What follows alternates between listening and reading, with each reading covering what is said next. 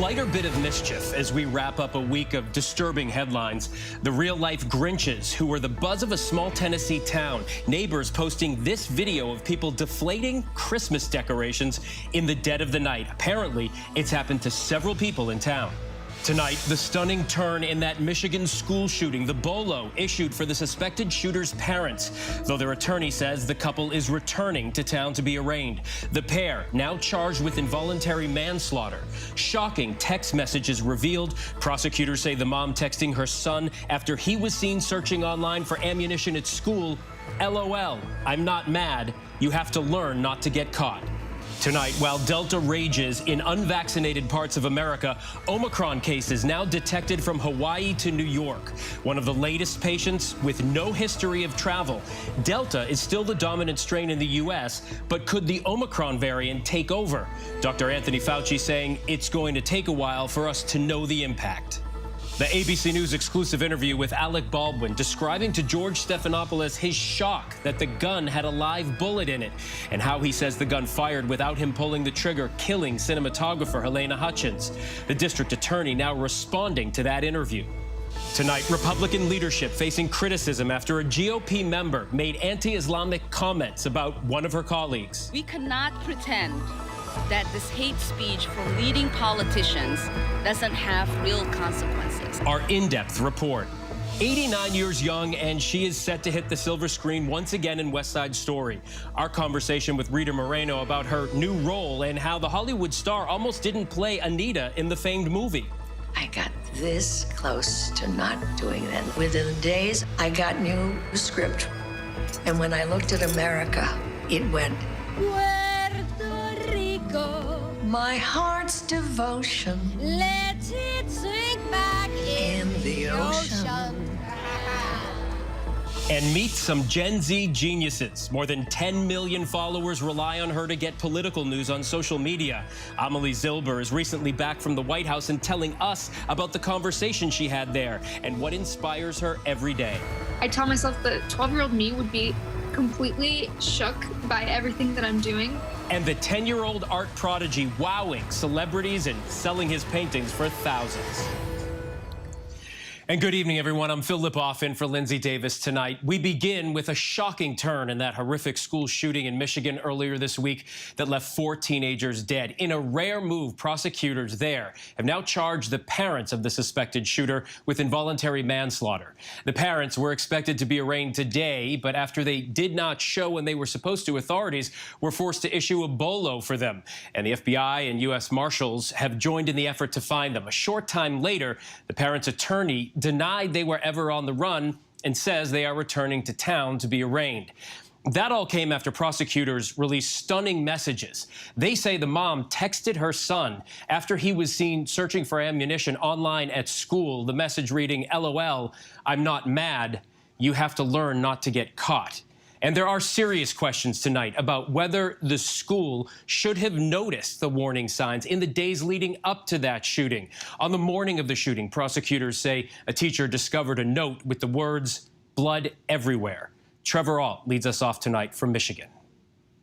I'm angry as a mother. I'm angry as the prosecutor. Tonight, Oakland County, Michigan prosecutor Karen McDonald taking a rare, if not unprecedented step, charging the parents of the 15-year-old accused in the Oxford High School shooting rampage. You are the parents of Ethan Crumley, is that correct? Yeah, correct. That's correct. The couple last seen at their son's arraignment Wednesday. They were due to turn themselves in today. Their attorney claiming they are not on the run, but their whereabouts still aren't clear. Their son, charged as an adult, pleaded not guilty to 24 counts, including first-degree murder and terrorism. There were a lot of things that could have been so simple to prevent. Today, the prosecutor leveling shocking accusations, alleging on Black Friday, James Crumbley brought his son with him to buy that Sig Sauer 9mm. Prosecutors referencing these now deleted Instagram posts. One Friday from the alleged shooter's account, captioned, "Just got my new beauty today." And this post Saturday on his mother's account, captioned, "Mom and Son Day, testing out his new Christmas present." Clearly, based on the statements of the shooter, the statements of mom, That was his gun. In class Monday, prosecutors say a teacher reported the suspect searching ammunition on his phone. The school reported they called the parents, but they didn't respond. Thereafter, Jennifer Crumbley exchanged text messages about the incident with her son on that day, stating, quote, LOL, I'm not mad at you. You have to learn not to get caught. Then the morning of the shooting, prosecutors say another teacher was alarmed by a picture drawn by the teen that included a gun, a bullet, and a person appearing shot, and the words, "The thoughts won't stop, help me, blood everywhere, my life is useless, and the world is dead." James and Jennifer Crumbley were then called to the school, told they were required to get their son counseling within 48 hours, and the parents resisted taking him home. He was returned back to class with his backpack, where we have reason to believe the gun was stored in the backpack. Later that day, as the shooting unfolded and word spread, Jennifer Crumbley texted her son, "Ethan, don't do it." Some 15 minutes later, Jason Crumbley called 911 saying the gun was missing. He stored it unlocked in his bedroom drawer, and he thought his son may be the shooter. It's extremely rare for parents to be charged in school shootings. Are you trying to set a new standard, or is the evidence simply overwhelming in this case? The facts of this case are so egregious. The notion that a parent could read those words and also know that their son had access to a deadly weapon that they gave him is unconscionable, and I think it's criminal. This prosecution is very unusual, if not unprecedented, with this set of facts. It is not going to be an easy case for prosecutors to win. And tonight, Oxford parents now outraged at these new allegations. I don't see how you can't. I don't see how you can't charge a parent. Trevor Ault joins me now. Trevor, we heard that allegation that the boy may have had the gun in his backpack during that meeting with the teachers and his parents. So are prosecutors looking at possible charges for school officials? Well, Phil, so far the prosecutor has been very tight-lipped about any other potential charges for anybody else. She stresses this investigation is still ongoing. She did say today the suspect should not have gone back to the classroom the day of the shooting. She was very blunt about that. But whether or not that warrants criminal charges is a very different question. Phil? All right, Trevor Ault, thank you. So let's get into these criminal charges a little bit more. And for that, we bring in ABC News contributor Shauna Lloyd, a lawyer at the Cochran firm. Shauna, good to see you. Walk us through, if you will, how these criminal charges can be prosecuted. As Trevor notes, they are pretty unusual in cases like this. And does it differ from state to state? Absolutely. It's very unusual in this type of case to see parents charged, and these will vary state to state because there are different laws for responsibility and gun ownership. In Michigan specifically, the involuntary manslaughter requires an unintentional killing that results from either recklessness, criminal negligence, or from some underlying criminal act.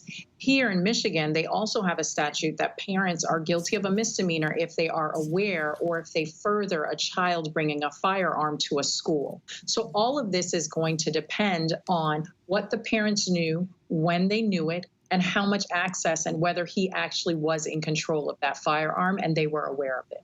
Something else that may differ from state to state. Many parents buy guns legally and use them for sport with their teenagers. So what's the responsibility of parents, or really for that matter, any gun owner when it comes to firearm safety? Absolutely. When it comes to firearm safety, every state has laws that tells us what's acceptable and what's not. So as a responsible gun owner, you should be aware of the gun restrictions and safety measures that are mandated in that particular state. But let's be clear, across most states, there are exceptions for parents that are taking children hunting because that is something that is very prevalent in this particular country. So there are laws to protect that type of activity. What it doesn't protect is this type of needless killing. We asked Trevor about the possibility of criminal charges against school officials. We understand parents are pretty upset at the school who sent that suspected shooter back to class after they saw those alarming notes. Could any of those actions constitute a crime? It could. We need more information. We need to know that what were they aware of? Were they aware that he had access to a firearm? Is it their protocol that when someone is having this type of an issue and it's escalated that they are to be removed from campus? And did someone make a different decision to send him back into the classroom? We're going to be looking as this investigation unfolds at all of that information and whose responsibility it would have been to remove him from campus. But if we find that any of those responsibilities or duties were not handled appropriately, there could be further criminal charges being levied against school officials in this matter. Yeah, complicated case for sure. Shauna, thanks so much for your time. Always great to see you, Phil. You too. All right, now to the new cases of the COVID variant Omicron, now confirmed in at least 9 states. As early data suggests, the new variant may be spreading twice as fast as the Delta variant, at least in South Africa. And is Omicron more likely to cause reinfection for those who've already had COVID? Here's ABC's chief national correspondent, Matt Gutman. Tonight, that fast-moving Omicron variant now detected in 10 states. We're actively taking steps to stay ahead of Omicron. The latest cases in Pennsylvania, Maryland, and Nebraska, where an infected traveler recently returned from Nigeria, infecting 5 household members with the variant. Most of them are on the recovery end and will be back up and running soon. All of the known Omicron cases in the U.S. have had mild or moderate symptoms, and so far, no reported hospitalizations. What is driving hospitalizations at the start of the winter surge? The Delta variant, comprising 99.9% of U.S. cases. But the CDC's director says that could change. It may very well be that we start to see more Omicron than we have Delta, and we will be following that very carefully. And tonight, early data suggests that the Omicron variant could be spreading twice as fast in South Africa than Delta, and that Omicron could also be more likely to infect people who have already had the virus. What concerns scientists about Omicron is the more than 30 mutations on its spike protein, seen here highlighted in orange and blue and green. That's 3 times the number of mutations found on the Delta spike protein. It has some of the mutations that have been shown to increase the transmissibility or the infectiousness of the virus in other variants. It'll take weeks to know if Omicron is more contagious and more virulent and how the vaccine works against it. But Dr. Fauci says vaccination remains the best weapon. Although we haven't proven it yet, there's every reason to believe that if you get vaccinated and boosted, that you would have at least some degree of cross protection, very likely against severe disease, even against the Omicron variant. And Phil, starting Monday, we are going to see some significant changes for international travel. All international passengers, that's including U.S. citizens, will now have to show proof of a negative rapid test 24 hours before departure for the U.S. At this point, there are no testing or vaccine requirements for U.S. domestic passengers. But the president saying today he's relying on the direction of the experts, and they're saying that current measures are sufficient. But that's for now. Phil. Matt Gutman, thank you. Let's move now to Alec Baldwin and his exclusive interview with ABC's George Stephanopoulos, the first sit-down interview since the film set accident that took the life of cinematographer Helena Hutchins. Baldwin says he did not pull the trigger of that gun on the set of Rust, which we now know contained a live bullet. I'm handed a gun, and someone declares, they said, this is a cold gun. In my years on the sets of film, hot gun meant that there was a charge in there, and cold gun meant there was nothing in there. When he's saying this is a cold gun, what he's saying to everybody on the set is, you can relax. The gun is empty. That's what cold gun means. Well, cold gun means there's no charge in there. There could be dummy rounds. A dummy round looks like a real bullet, but is completely inert. It contains no explosive charge. And you were rehearsing that scene. Was it an actual rehearsal? There's some disagreement about that, whether it was a formal rehearsal at that time. This is a marking rehearsal. She's got a monitor here. The camera is here filming that way. She's guiding me through how she wants me to hold the gun for this angle. And I draw the gun out, and I find a mark. I draw the gun out, I find a cut. And what's really urgent is the gun wasn't meant to be fired in that angle. So if you're shooting directly into the camera lens, you're not aiming. I'm not at her. shooting into the camera lens. I'm shooting just off. Just off. Right, in her direction. In her direction. I'm holding the gun where she told me to hold it, which ended up being aimed right in below her armpit, was what I was told. I don't know. This was a completely incidental shot, an angle that may not have ended up in the film at all. But we kept doing this, and so then I said to her, now in this scene, I'm going to cock the gun. And I said, do you want to see that? And she said, yes. So I take the gun and I start to cock the gun. I'm not going to pull the trigger. I said, do you see that? She goes, well, just cheat it down and tilt it down a little bit like that. And I cock the gun. I go, can you see that? Can you see that? Can you see that? And she says, and then I let go of the hammer of the gun and the gun goes off. I let go of the hammer of the gun and the gun goes off. At the moment. The decisive That was the moment. moment the gun went off, yeah. That was the moment the gun went off. It wasn't in the script for the trigger to be pulled. Well, the trigger wasn't pulled. I didn't pull the trigger. So you never pulled the trigger? No. I would never point a gun at anyone and pull a trigger at them, never.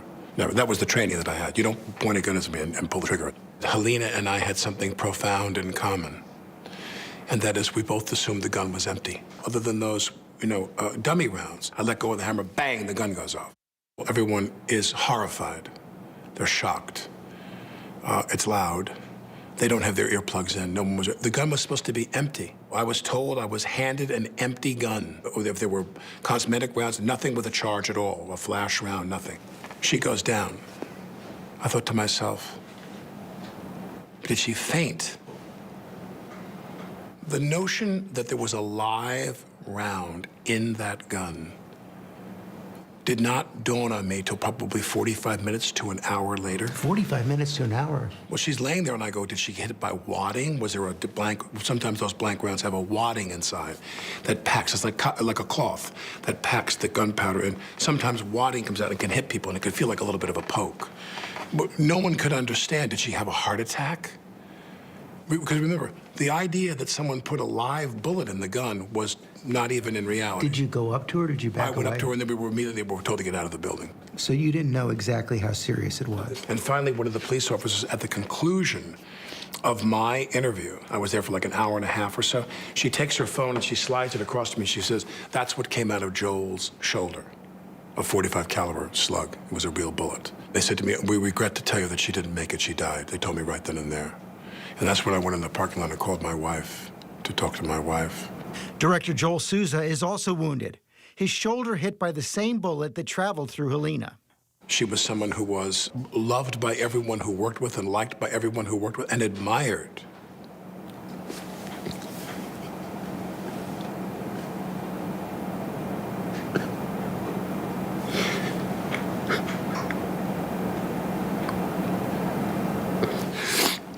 I'm sorry.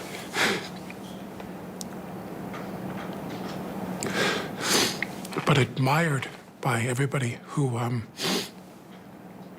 worked with her. There's only one question to be resolved, only one. And that is, where did the live round come from? We're joined now by Kaylee Hartung in Albuquerque. She has been covering the story from the very beginning. Kaylee, we're now seeing some fallout from George's interview that we just saw there with Alec Baldwin, who said he didn't think he would be charged criminally. How did the Santa Fe District Attorney, who could actually potentially prosecute this case, respond to that? Well, Phil, I asked the DA directly if Baldwin was correct to make that statement this early in this investigation, and she said, I would not say that. Again, this investigation is still in early stages. The DA saying it could be early spring before the Sheriff's Department completes the investigation and then hands it over to her to determine if she will be pressing criminal charges. But Phil, she did say in watching Alec Baldwin's interview, you could see that he was devastated. You could see that he did not expect this to happen. He did not intend for this to happen. But she makes the clarification. Even though there is no evidence that this was anything other than an accident, just because it's an accident doesn't mean it couldn't be a criminal act. And Kaylee, you had a pretty extensive interview with the DA here. What else did we hear from her? Well, Phil, the DA maintains, as she has from the very beginning of this investigation, that everything is on the table when it comes to the potential charges that she could file. But she says the key questions they have to answer: how did a live round get loaded in that gun and go unnoticed? And how did real bullets end up on that set and get mixed among the dummies and the blank rounds there? And again, Phil, she says it could be early spring before this investigation is handed over to her. Phil? All right, Kaylee Hartung, thanks so much. And you can watch the full 1-hour interview with Alec Baldwin and George right after Prime at 8 Eastern, 9 Pacific. And when we come back, the high-speed chase that may have led to a big break in a series of smash and grabs. Our conversation with Hollywood icon Rita Moreno on the heels of the reimagining of West Side Story. But up next, the bitter feud between some Republican lawmakers, the allegations of Islamophobia against one, and the threat it might pose to the party hoping to take back control of Congress.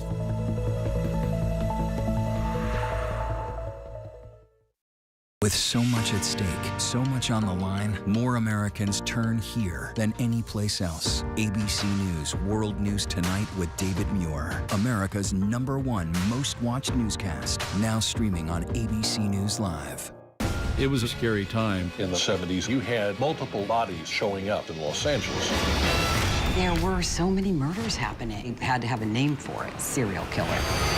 There was a human head in there. This was premeditated evil. We have this clock. This person is going to do this again.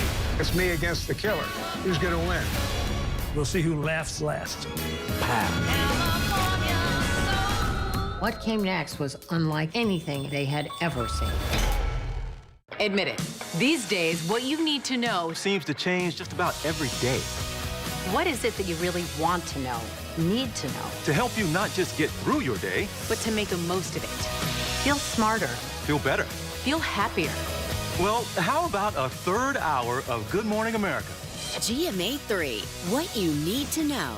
Now streaming on ABC News Live. It's all about you.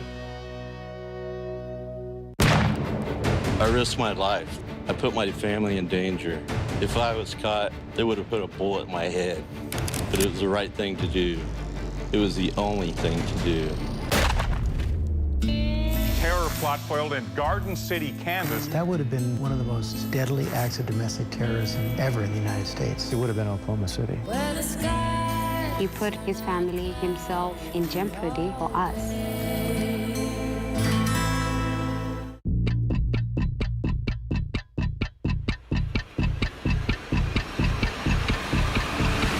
24 hours, Assault on the Capitol, the ABC News original, exclusively on Hulu, now streaming. This is what being live is all about. This is ABC News Live. All right, we're gonna move back. Let's move back. We're surrounded by people squeezing into this bomb shelter. We're on an urgent delivery run. Not afraid to go there. So my question, Mr. President, what are you so afraid of?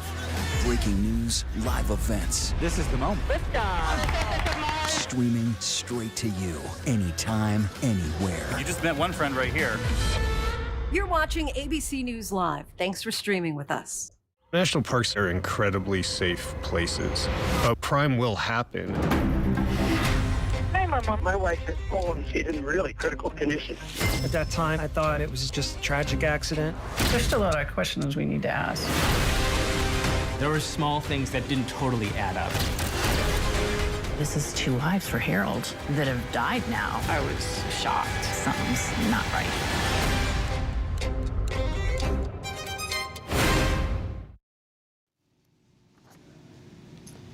Welcome back, everyone. At least 6 passengers became sick and were later treated for carbon monoxide poisoning after crews detected fumes inside the cabin of a flight from Las Vegas to San Antonio. The Frontier Airlines flight was forced to make an emergency landing in El Paso. No word yet on possible source of that issue.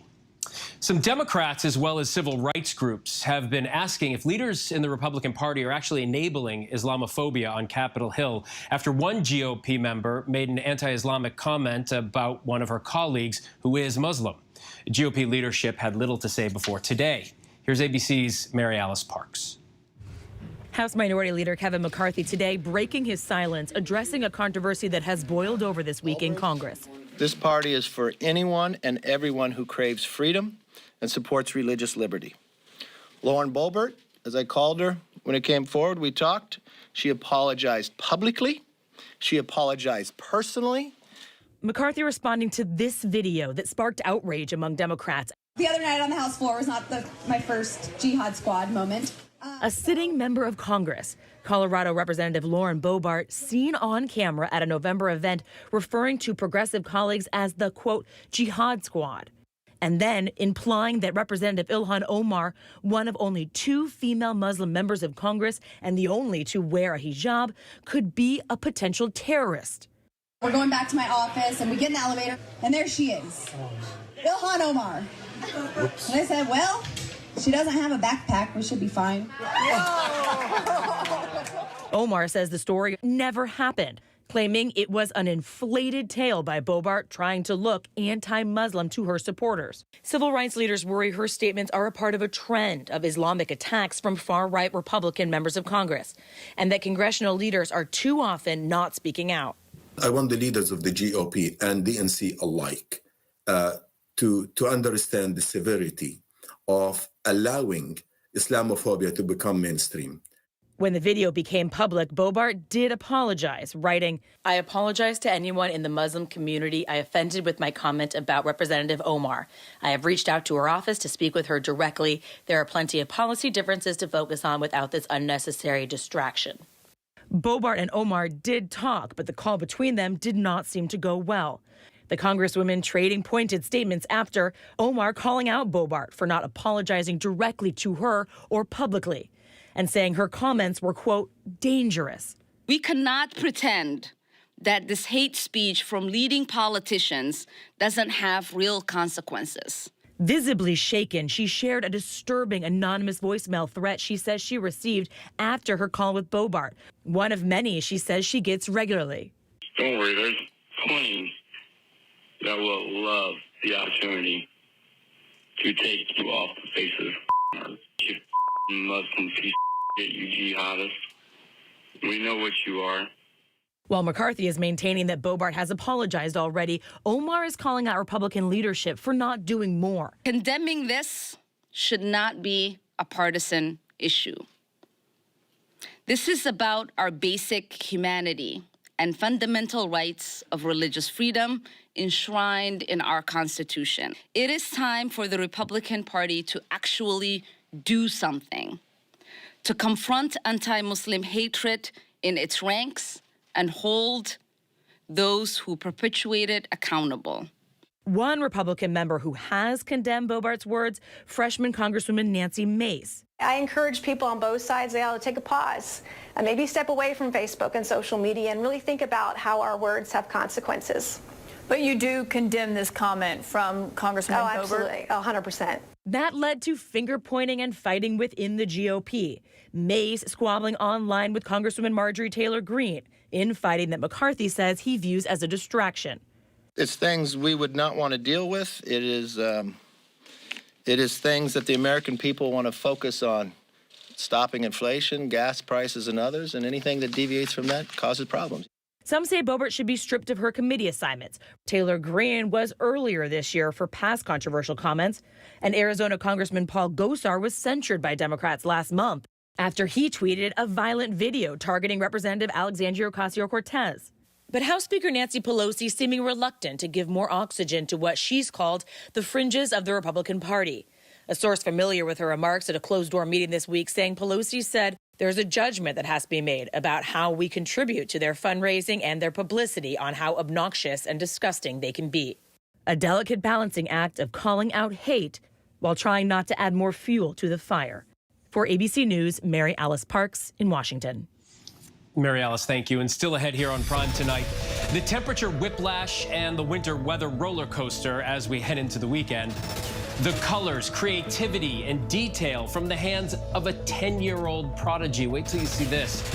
And we all know that song, The 12 Days of Christmas. With so much talk of inflation, how much would all of that stuff cost right now? We take a look by the numbers.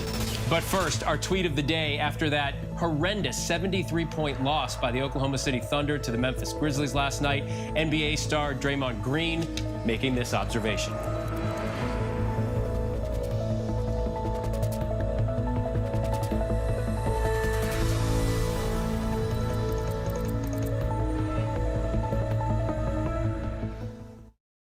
extraordinary story. A computer salesman was supposed to report to prison to begin a 17-year sentence. They let him turn himself into jail with no escort. No one thought he would run. How do you evade capture for 25 years? How do you do that? Now, join the search, following the U.S. Marshals as they uncover new leads in a global manhunt. Can you help catch this fugitive? Have you seen this man? Have you seen this man? Have you seen this man? Listen and join the all-new Hunt wherever you get your podcasts. It was a scary time. In the 70s, you had multiple bodies showing up in Los Angeles. There were so many murders happening. You had to have a name for it, serial killer. There was a human head in there. This was premeditated evil. We have this clock. This person is going to do this again. It's me against the killer. Who's going to win? We'll see who laughs last.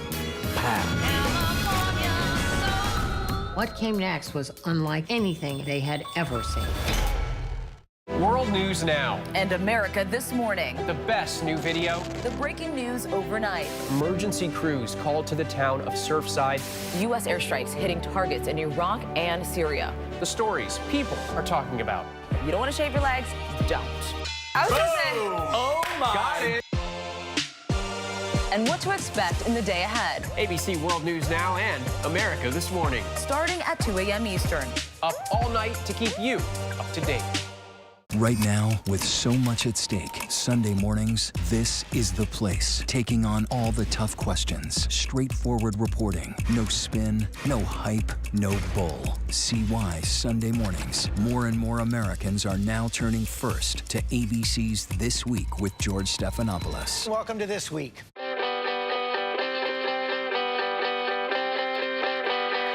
Let's do this. When you wake up in the morning, when you wake up in the morning, darling, I'll be by your side. I'll be there by your side. I'll be everything you wanted. I'll be there by your side. If you need a light to shine it, hold up your hand, let the stars shoot again, let the light shine in through the dark.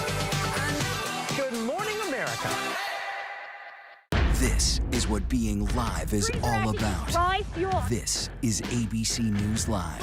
All right, we're going to move back. Let's move back. We're surrounded by people squeezing into this bomb shelter. We're on an urgent delivery run. Not afraid to go there. So my question, Mr. President, what are you so afraid of?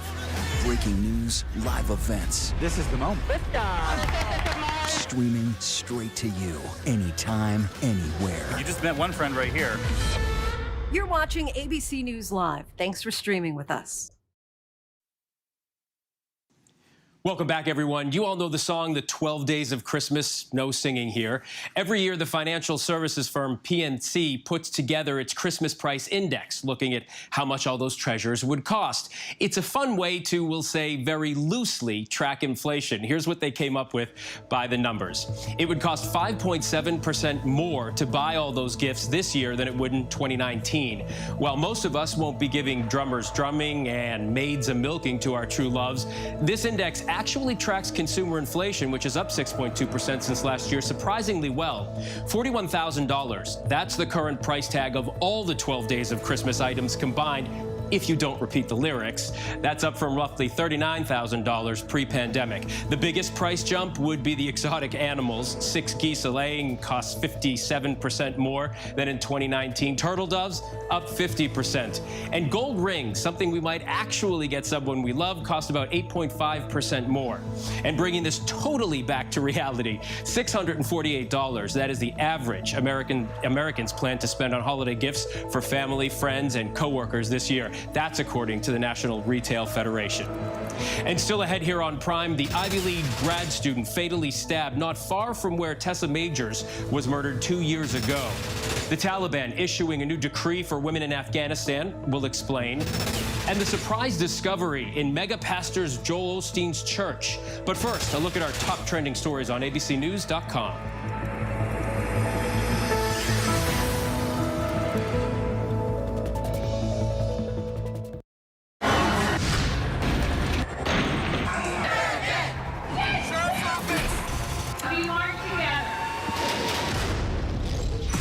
The most powerful stories of our time, anytime.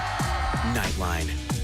an extraordinary story. A computer salesman was supposed to report to prison to begin a 17-year sentence. They let him turn himself into jail with no escort. No one thought he would run.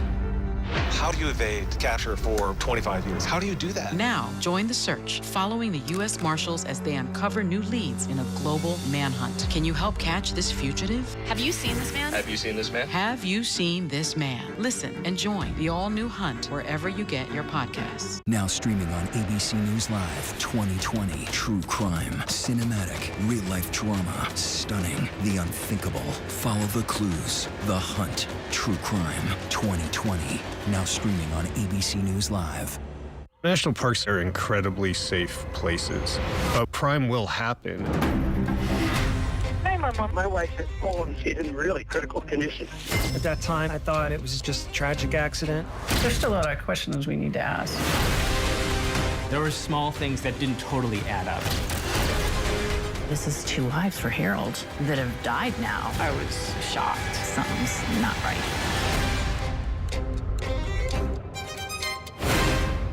Admit it. These days, what you need to know seems to change just about every day. What is it that you really want to know, need to know? To help you not just get through your day, but to make the most of it. Feel smarter. Feel better. Feel happier. Well, how about a third hour of Good Morning America? GMA 3, what you need to know. Now streaming on ABC News Live. It's all about you. I know what happened, and I'm not guilty.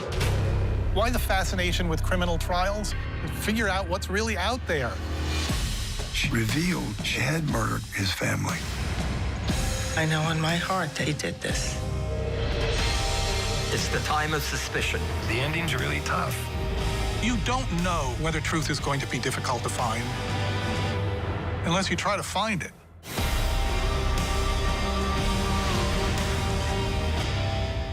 This is what being live is all about. This is ABC News Live. All right, we're gonna move back. Let's move back. We're surrounded by people squeezing into this bomb shelter. We're on an urgent delivery run. Not afraid to go there. So my question, Mr. President, what are you so afraid of? Breaking news, live events. This is the moment. Streaming straight to you, anytime, anywhere. You just met one friend right here. You're watching ABC News Live. Thanks for streaming with us. Welcome back. Now to a Columbia University graduate student fatally stabbed near campus in New York City. The suspect then wounded an Italian tourist before being taken into custody. All of this taking place not far from where Columbia freshman Tessa Majors was murdered 2 years ago. Here's ABC's Ariel Reshef. Tonight, a hauntingly familiar tragedy. That terrifying stabbing spree leaving the Columbia University community once again grieving one of their own. 10:54 Thursday evening, 30-year-old graduate student Davide Giri walking home from a soccer practice near Morningside Park, just steps from campus when authorities say a knife-wielding suspect randomly attacked. A low stab in the stomach area, guys. Giri pronounced dead at the hospital. 15 minutes later, a few blocks south, police say the same suspect stabbed a 27-year-old Italian tourist in the torso. Then a 30-year-old man menaced in Central Park. Officers responding within minutes, taking a 25-year-old man with a large kitchen knife into custody. The deadly spate of violence coming almost exactly 2 years after the 2019 murder of Barnard College freshman Tessa Majors sent shockwaves through her campus and made headlines around the world. Tonight, the Columbia University president calling Giri's death unspeakably sad and deeply shocking, sending condolences to his family. We so deeply feel the pain and the injustice. The campus gathering to mourn the engineering student, athlete, and friend. Phil, that Italian tourist was rushed to this hospital and is expected to survive. Police say the suspect is a reputed gang member with an extensive criminal history who was out on parole. Phil? Ariel, thank you. We are also tracking several headlines around the world right now. President Biden said today he is putting together a comprehensive and meaningful set of initiatives that would make it very difficult for Russian President Vladimir Putin to invade Ukraine. This comes after Secretary of State Blinken said earlier this week there was evidence Russia was planning significant aggressive moves against the U.S. ally. Putin is seeking guarantees from the West they will not move troops or weapon systems in close vicinity to any Russian territory. The Taliban has released a so-called decree on women's rights. No mention of education or work, but it does say that, quote, a woman is not property, but is a noble and free human being. Forced marriages were also banned. In Bolivia, the bird known as the King of the Andes was released back into the wild by officials. It was the 12th condor sent back into its natural habitat by scientists with a tag on it, of course, so that they can track it. Condors, which are one of the world's largest birds, are considered vulnerable to extinction, also part of Bolivia's emblem. Steven Spielberg's West Side Story is out next week, and ahead of the release, a special edition of ABC's 2020 goes behind the scenes of this latest adaptation. We hear from actress Rita Moreno about her Oscar-winning role in the 1961 film, as well as Spielberg and current cast members. Here's a preview of Something's Coming, West Side Story, a special edition of 2020. My first recollection of West Side Story was the film. I was sitting in my grandmother's living room watching Dance at the Gym. And I saw the woman in the purple dress. And I was like, I knew I wanted to do that. Of course, later on, I discovered that the woman in the purple dress was Rita Moreno. I auditioned my arse off. I wanted that part so badly, and it was so thrilling to get it. Everyone wanted to be Rita Moreno. Who didn't want to be a Puerto Rican girl singing and dancing? It was so beautiful. And the fact that she showed Puerto Rican talent and that she tackled it and then some was for us a source of inspiration.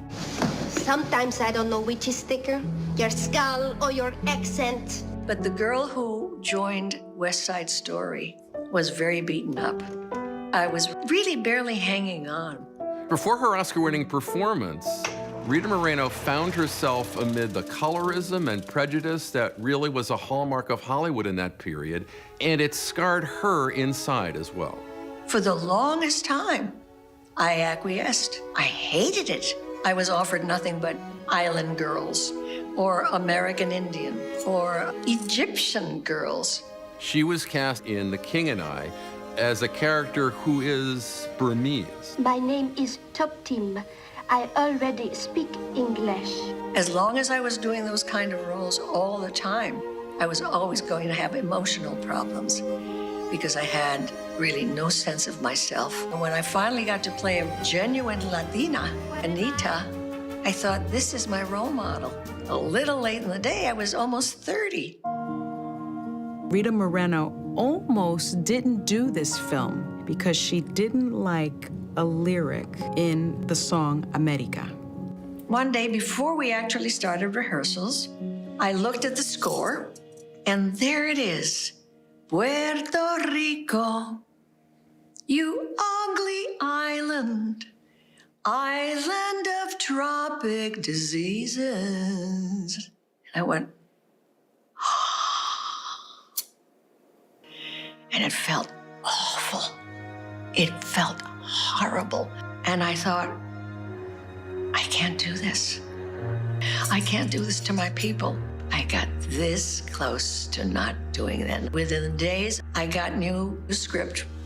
And when I looked at America, it went, Puerto Rico, my heart's devotion. Let it sink back in the ocean. And I was saved. In its original incarnation, West Side Story was the work of 4 creators who themselves were a part of a marginalized community in America. For 2021, the filmmakers knew this new version had to go beyond empathy and understanding. We know so much more now about identity, about representation. This film must reflect that. Why was that so important? Because it's important that representation be authentic. To return to peace to the integrity that I think it deserves, Spielberg and Kushner brought in historical consultants to help guide the cast so they might better understand what the people of that time really were going through. We had a huge team of dozens of people who were there every day making sure that not only that it stays true to Puerto Ricans, but that it stays true to Puerto Ricans in the 50s. And we brought all this material, all these expressions and language, idiosyncrasies and ways of reacting to things, all of that, we threw it on the table. What I loved the most about being able to play a character like Bernardo was that I could represent my culture, I could represent the struggles of what it's like to come to a new place and figure out from scratch how you're going to survive. Steven has this strangely uncanny ability to do pieces that mirror society and where we are. Though it's a tragedy in the end, there's still a real sense of hope that even in the face of tragedy, there can be so much hope for the future. Love endures. Intolerance and prejudice has to be defeated one love story at a time. And this was the one love story that I wanted to tell.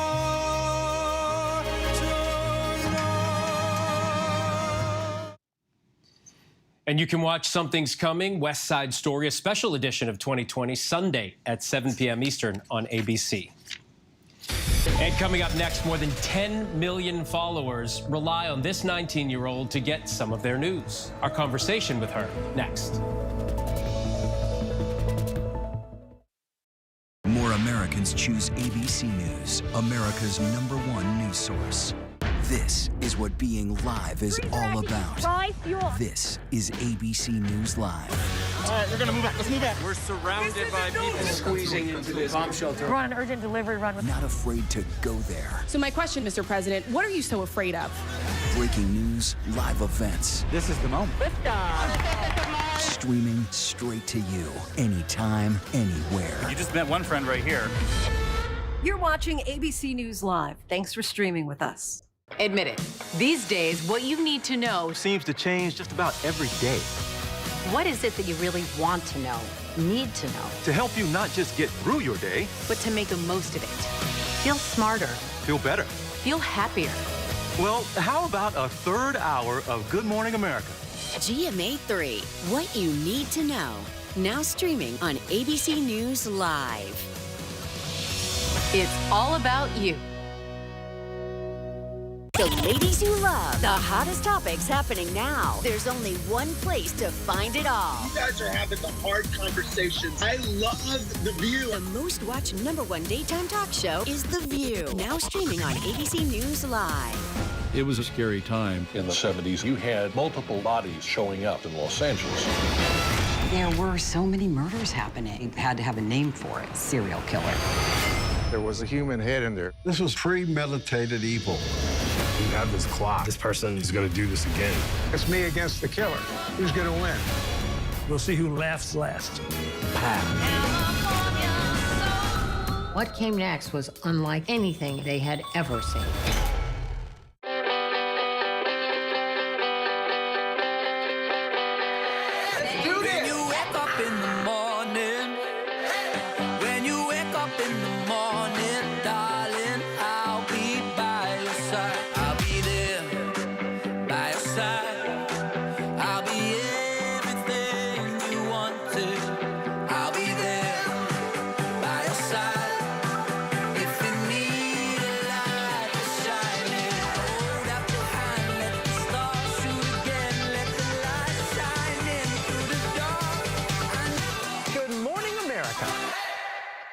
ABC News honored winner of 9 Edward R. Murrow Awards, more than any other network, including winning for the 3rd straight year the award for overall excellence in television. ABC News is America's #1 news source.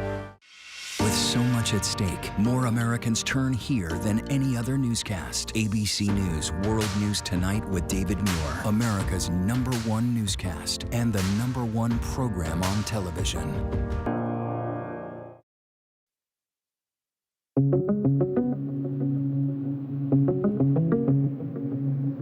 The parents of a teen accused of killing 4 students and injuring 7 other people at Oxford High School now facing criminal charges alongside their son. The charges are as follows. James Crumbly is charged with 4 counts of involuntary manslaughter. Jennifer Crumbley is also charged with 4 counts of involuntary manslaughter. Their son, Ethan Crumbley, charged as an adult with 24 crimes, including first-degree murder, attempted murder, and terrorism, after investigators say he stormed through the school armed with a semi-automatic handgun that prosecutors say his father, James, bought for him and failed to adequately secure. Now, if convicted, both Jennifer and James Crumbley could spend up to 15 years in prison. As for their son, Ethan Crumbley, his next court appearance is scheduled for December 13th. Former Ohio Sheriff's Deputy Jason Meade charged with murdering 23-year-old Casey Goodson Jr., pleading not guilty in court. The judge ordering him held on a $250,000 bond. Less than 2 hours later, Meade released after his wife posted bail. The fatal shooting 1 year ago this week. Meade told authorities he saw Goodson waving a gun and pursued him until Goodson got to his grandmother's back door. Meade says Goodson then allegedly pointed the gun at him and ignored commands to drop it, so he shot him. An autopsy found Goodson was shot in the back 5 times. Loved ones say that even though he had a permit to carry a gun, he was not holding one in his hand that night. Instead, he was carrying a Subway sandwich he was bringing home to them. Goodson's heartbroken mother says she won't give up until Meade is convicted. The ultimate fight is the conviction, and I want a life sentence. In Los Angeles, 14 people arrested in a series of smash-and-grab robberies at popular shopping centers. 3 of them caught in a car filled with stolen goods after a high-speed chase. The suspects, however, now released. Most of their bail set near or at $0 due to existing policies to reduce pandemic jail overcrowding. 11 incidents that occurred during the week leading up to Thanksgiving led to nearly $340,000 in losses. The police insisting the robbers will face justice. Let's not make light of the fact that they are still going to face criminal prosecution and charges. We are bracing for a roller coaster in the coming days as cold fronts threaten to pack a wintry punch. Temperatures dropping from the 30s and 40s into the teens later this weekend in parts of the Midwest, then soaring into the 60s on Monday from D.C. to Philadelphia, New York to Boston. And look for a blast of snow from Montana to the Great Lakes, moving right into the Northeast by midweek. Long term, things expected to swing back up, above average temperatures expected for most of the country. And a money mystery in Houston. Police there investigating a, quote, undisclosed amount of cash and checks found inside a wall at preacher Joel Olstein's Lakewood Church. Stash of money discovered while repair work was being done in the building. Police say the checks they recovered may be connected to a 2014 incident where $600,000 in checks and cash were taken from a safe at Lakewood. No arrests happened at that time. Lakewood did not disclose where exactly the money was found, but said in a statement they immediately contacted the police and are helping with the investigation. Welcome back, everyone. Now to our weekly segment, TikTok, where we interview some of our favorite TikTokers and take a closer look at the stories behind the sensation. Joining us tonight is Amelie Zilber, Gen Z digital creator, political activist, and model who uses her platform to educate her more than 10 million followers about politics in easy-to-digest videos. So, Amelie, thanks so much for taking the time to spend with us tonight. Thank you so much for having me. I'm excited to speak with you. All right. Well, first off, I got to tell you, I'm now a follower and a fan. I love hearing the news told from your perspective, from Gen Z's perspective. So thanks for that. And let's go back to the beginning. When did you become political, and when did you decide to use your platform to address social and political issues? Yeah, that's a great question. And, you know, I think a lot of people don't know this about me, but I've been like a political force of nature since I was a really young girl. It started out with, you know, conversations at the dinner table when I was growing up. We would talk about politics. You know, I went to the internet and I started researching, and I realized that the news wasn't catered for young people. And I created a platform when I was 12 and a 6th grader called the 2-Minute Times, where I broke down the news for young people specifically. And I did that for 6.5 years. So I did that until I was 18 and COVID hit. And that has been a huge part of my life and a part of my identity for for like as long as I can remember. I've gone through your TikTok. I've seen you've interviewed Jen Psaki. You've interviewed a former Obama administration. I think that TikTok was about the abortion law in Texas. You get real deep into these stories that you give people in on your TikToks. How did you get invited to the White House? It's a shock to me as well. But truly, it's because I worked with the Biden administration before he was elected. I was on strategy calls, twice a month with the Biden team, talking about how they can appeal to young people, how the messaging can work for freshly 18-year-old voters. Since then, I've been working closely with the White House and had the opportunity to interview Jen Psaki, and then most recently had the opportunity to interview Pete Buttigieg, which will be coming out in the next couple of days. And we talked about the infrastructure law, and truly it is such an honor to be able to work with the White House. Like, I tell myself the 12-year-old me would be completely shook by everything that I'm doing because, I was writing about these people. These people were like my idols. These are like celebrities to me. So to be able to have conversations with them about the issues that I'd be talking about anyways, is truly the most incredible thing in the whole world. So is that like a scoop for us? Did we just get who you interviewed first before anybody else? I think so. You probably. Excellent. I like that because we like scoops here too.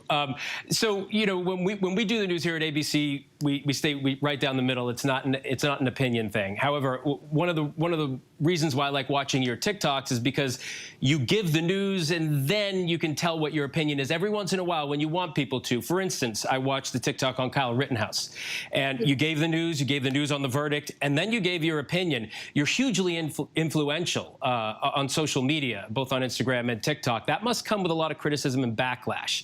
How much do you get, and how do you handle it?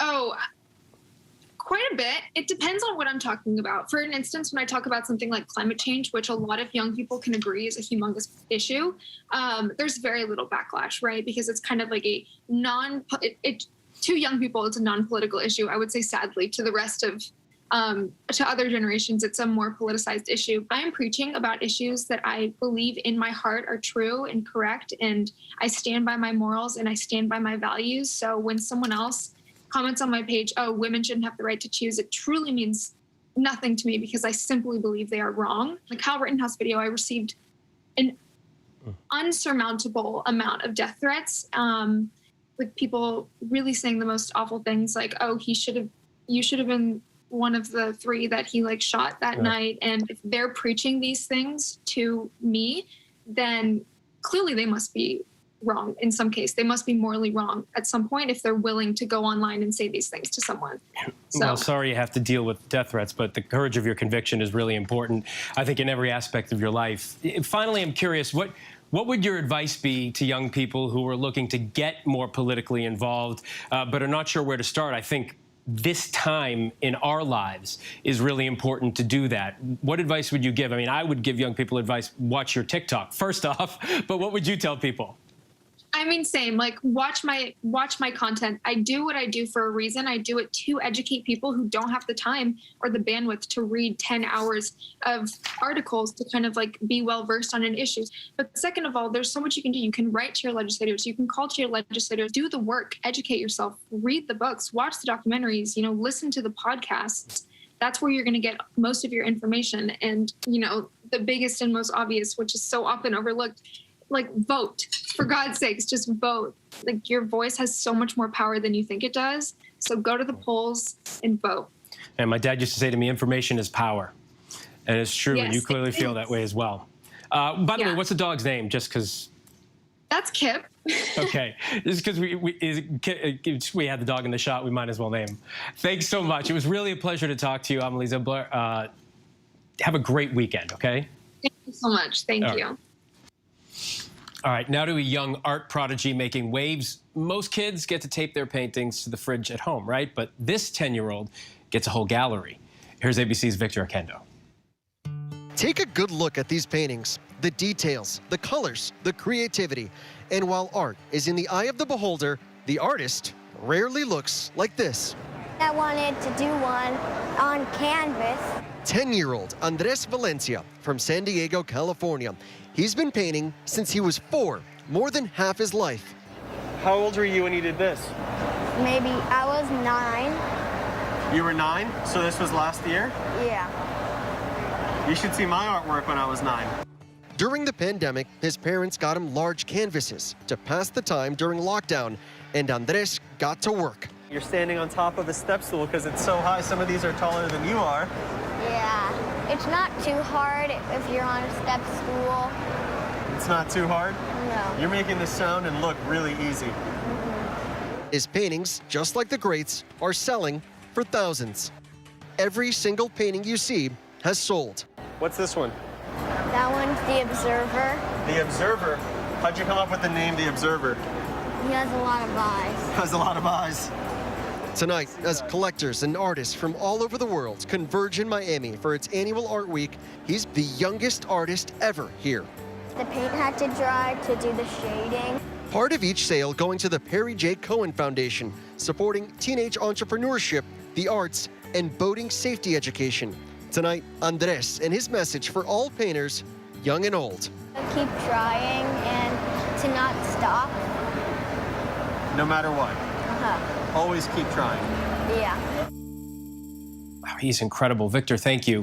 Before we go tonight, the image of the day. Take a look at this sea of poinsettias ready to go from this Ireland nursery. They have been growing for the last 6 months, and now they're ready just in time for Christmas. That's our show for this hour. Stay tuned to ABC News Live for more context and analysis of the day's top stories. I'm Phil Lipoff. Thanks for streaming with us, and have a wonderful weekend.